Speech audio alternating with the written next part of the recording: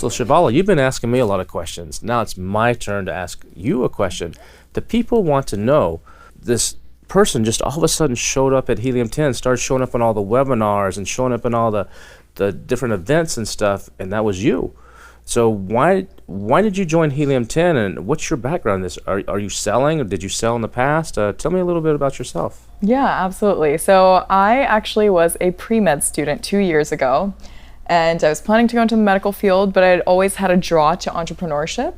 So I started looking online, and I said, you know what, I kind of like the idea of being a digital nomad, just selling online, building something of value, having the product help people, and then having the opportunity and the freedom to really do whatever with my time. So I found Amazon FBA online, and I said, you know what, I'm gonna deep dive straight in.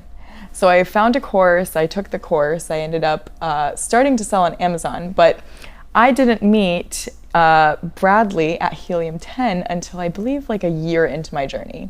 So I was using Helium 10 for my listing optimization already, but I had a question, so I went to Facebook and I typed in the question. It was, I believe, about custom reviews. I think I had just gotten like my first 2-star review, and I was thinking, oh my gosh, like I only have 25 reviews. This is gonna bring my entire, it's gonna affect my listing.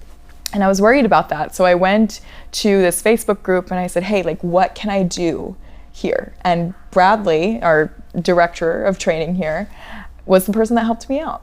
And so that was where that connect was made. I was also publishing books on Kindle. So there was a lot of overlap with Amazon, with my background.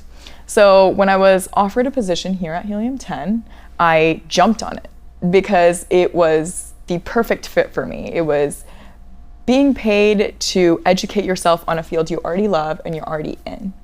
So that was how I got started with Helium 10. So which is harder, medicine or e-commerce?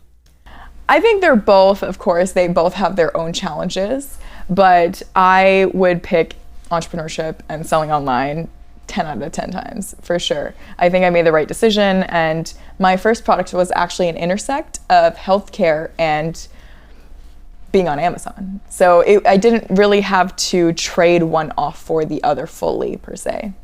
So how did you have the support of your family when you went from medical school to like, I don't know how I'm gonna make money. I'm gonna do this thing called e-commerce that a lot of people don't understand. I was actually more nervous about talking to my parents about it than they were in actually accepting it. Like the conversation itself wasn't as difficult as I had imagined it to be in my head.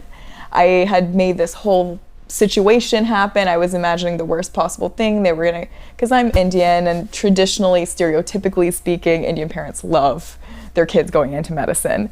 But they were accepting. They said, okay, if you're sure about this is what you want to do. School's always going to be there. You should do what you love, what makes you happy. So I went in and haven't looked back since. That's awesome.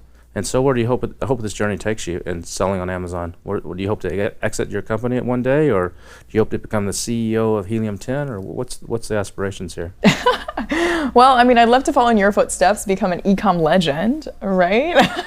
So for those of you that are watching, all the products that you will eventually put out or that you have put out, all the ones that Kevin has put out, the first one that I put out, all of them have been used by somebody and they have had some sort of impact. And I think sometimes when you're so caught up in just like the sourcing and creating and actually getting the product out there, you can tend to lose sight that it's being used by somebody. And that is such a cool experience in and of itself.